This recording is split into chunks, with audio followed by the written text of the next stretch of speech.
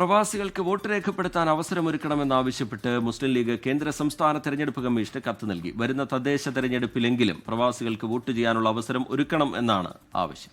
പ്രവാസികളെ ജനാധിപത്യ പ്രവർത്തനങ്ങളിൽ നിന്നും ഒഴിച്ചു നിർത്തുന്നത് നീതിയല്ലെന്ന് പരാതി നൽകിയ മുസ്ലിം ലീഗ് ദേശീയ vice president K Zainul Abdeen പറഞ്ഞു.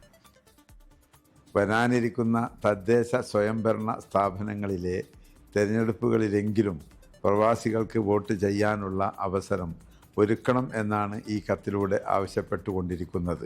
പ്രവാസി വോട്ടവകാശം യാഥാർത്ഥ്യമാകുന്നതിനായി തപാൽ വോട്ട്, ഇ വോട്ട്, എംബസി വഴിയുള്ള വോട്ട് തുടങ്ങിയ രീതികളെ ദേശീയ തെരഞ്ഞെടുപ്പ് കമ്മീഷനും കേന്ദ്ര സർക്കാരും ആലോചിക്കണം.